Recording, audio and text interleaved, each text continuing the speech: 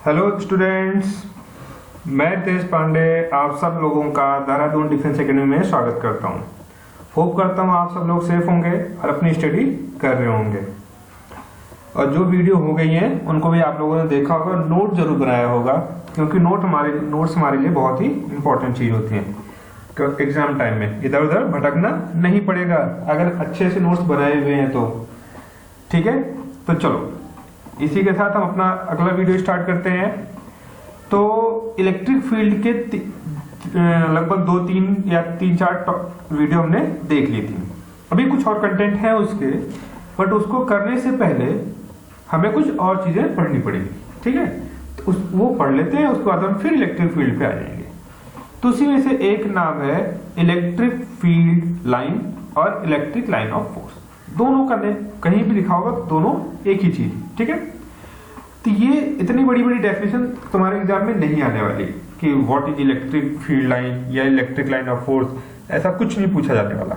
ठीक है, बट फिर भी हम थोड़ा सा देख लेते हैं कि होता क्या है। कि जस्ट एक इमेजिनरी लाइन होती है, ठीक है, जो ये बताती है कि जो इलेक्ट्रिक फील्ड है उसकी इंटेंसिटी या उसकी स्ट्रेंथ कहां पर ज्यादा है, ठीक है, और कहां पर कम है। तो एक चीज ध्यान रखना, जैसे डायग्राम में आप देख रहे हो, एक पॉजिटिव चार्ज है, एक नेगेटिव चार्ज है। ठीक है, तो पॉजिटिव चार्ज जहां पर है, जहां से लाइन स्टार्ट हो रही है, वहां पर अगर देखो तो लाइनों की डेंसिटी ज्यादा है। डेंसिटी मीन एक लिमिटेड एरिया में कितनी लाइनें हैं। ठीक है, मान लेते हैं फर्स्ट 3 लाइन को मैंने सेलेक्ट किया। ठीक, एक सर्कल लिया, उसमें तीनों लाइनें एडजस्ट हो गई। उस सर्कल को आप थोड़ा सा और आगे शिफ्ट करो। ठीक है, आगे शिफ्ट करोगे जब, तो होगा क्या, अब वो हो सकता है वो जो 3 लाइनें उस सर्कल में आ रही थी, अब वो 2 लाइनें हैं। ठीक है, तो मतलब इलेक्ट्रिक फील्ड की इंटेंसिटी कम होगी। मीनिंग एक हिसाब से ऐसे क्या समझे, जो इलेक्ट्रिक फील्ड लाइन है वो इलेक्ट्रिक फील्ड की इंटेंसिटी रिप्रेजेंट करती है। ठीक है, और पहली चीज। दूसरी चीज कि जैसे से लाइनें बढ़ती जाएंगी तो 2 लाइनों के बीच का गैप बढ़ता जाएगा। ठीक है, और जब वो गैप बढ़ता जाएगा तो इससे इलेक्ट्रिक फील्ड की इंटेंसिटी भी कम होती जाएगी। समझ में आ गई बात। यही चीज बताती है electric field line, electric field line या फिर इलेक्ट्रिक लाइन ऑफ फोर्स। ठीक है, पहले भी हम बात कर चुके हैं कि जो डायरेक्शन इलेक्ट्रिक फील्ड की होती है वही डायरेक्शन इलेक्ट्रिक फोर्स की भी होती है। ठीक है, जो डायरेक्शन इलेक्ट्रिक फील्ड की होती है वही डायरेक्शन इलेक्ट्रिक फोर्स की होती है। ध्यान रखना, इन सब चीजों का काम आएंगे आगे। ठीक है, तो डेफिनेशन तो आपके सामने लिखी हुई है, बड़ी वाले में क्या, चलो वही देख लेते हैं। An electric line of force is that imaginary smooth curve drawn in an electric field which a free isolated positive charge move the tangent drawn at any point। Tangent का मतलब जो सर्कल में पढ़ा होगा ना, जब आपने 10th क्लास या 9th क्लास में एक सर्कल था, उसके ऊपर टच करते हुए एक लाइन ड्रॉ करते थे कि हमने टेंजेंट ड्रॉ कर दी।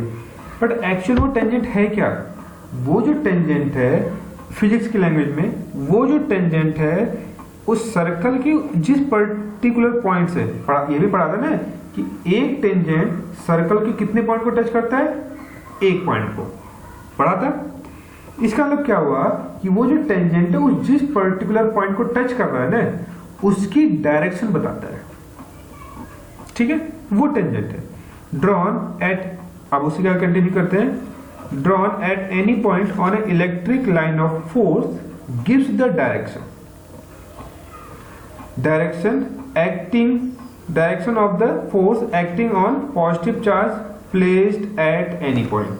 ठीक है, इतनी बड़ी लंबी चौड़ी डेफिनेशन नहीं याद रखनी है, मैंने उसको समझा दिया आपको। ठीक है, एग्जाम में नहीं पूछा जाने वाला, बट हाँ इनको आप समझ के जरूर रखोगे क्योंकि इनका कॉन्सेप्ट के लिए जरूरी होता है ये। ठीक है, तो यही चीजें आपको बताई गई हैं। आगे बढ़ते हैं, तो ये कुछ प्रॉपर्टीज है इसकी। ठीक है, तो कह रहा है first property, they do not form close loop, ये क्लोज लूप फॉर्म नहीं करते। कैसे नहीं करते भाई? पॉजिटिव से चले नेगेटिव पे खत्म, ठीक है। तो जब खत्म हो गए तो आगे तो बढ़ेंगे ही नहीं या रिवर्स तो होंगे ही नहीं, इस वजह से ये क्लोज लूप नहीं बनाते। They originate from positive charge and terminate at negative charge, ये बता ही दिया मैंने। स्टार्टिंग पॉजिटिव से जाएगी और टर्मिनेट मतलब एंडिंग उनकी नेगेटिव से हो जाएगी, नेगेटिव पर हो जाएगी। तो the next point is the number of field line are subjective but density of field line is objective. मतलब क्या हो?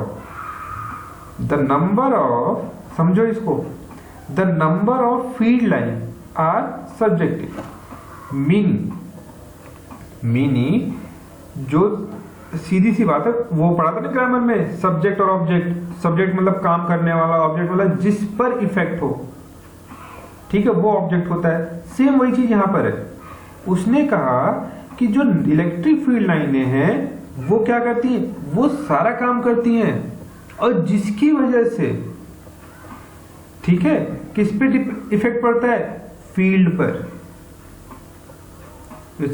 किसके पर इफेक्ट पड़ता है?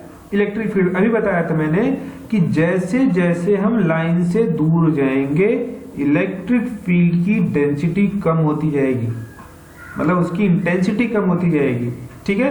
Okay, fourth point is number of field line is proportional to magnitude of charge. Meaning ये जो electric field line कितनी बनेगी? 2 बनेगी, 4, 10, 12, कितनी बनेगी?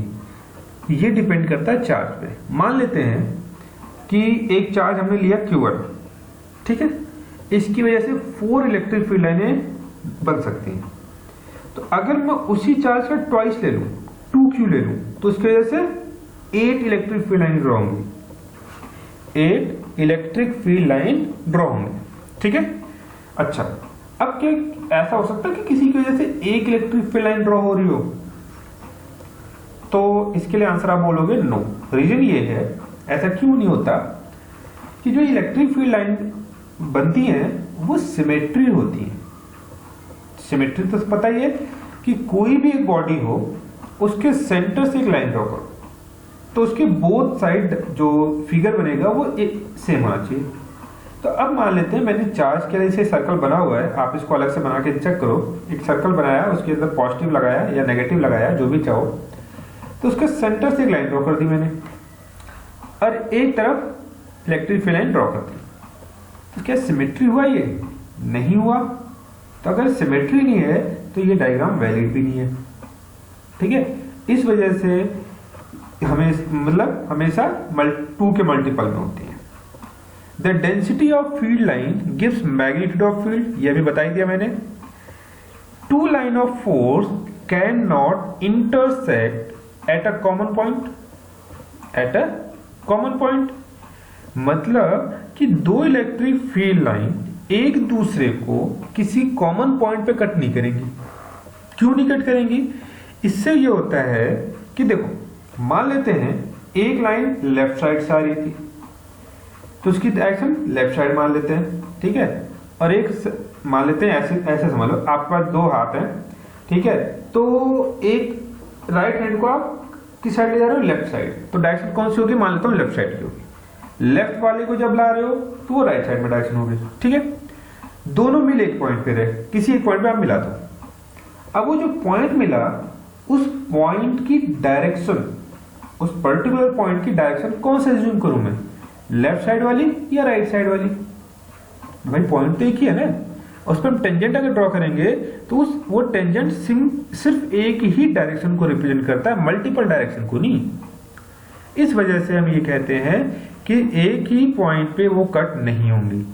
तो अब आगे आंसर क्या है? इफ दे डिड, अगर ऐसा होता है, it would mean 2 different direction of the electric field at that point of intersection, ठीक है। अगर ऐसा हो जाता है तो उस पर्टिकुलर पॉइंट पे इलेक्ट्रिक फील्ड की 2 डायरेक्शन मिल जाएंगी, जो कि इम्पॉसिबल है, ठीक है। तो ये आपके कुछ प्रॉपर्टीज थी। तो ये प्रॉपर्टी इतनी ही है। इसके बाद हम अगला टॉपिक जो हमारा होगा वो होगा इलेक्ट्रिक डाइपोल का। इसके पीछे का आप पढ़ के रखना, इलेक्ट्रिक फील्ड की फॉर्मूले पढ़ के रखना, ठीक है, उनके कॉन्सेप्ट समझ के रखना, तब जाकर के हम आगे करते हैं। ठीक है, चलो मिलते हैं फिर नेक्स्ट वीडियो में, तब तक के लिए बाय बाय।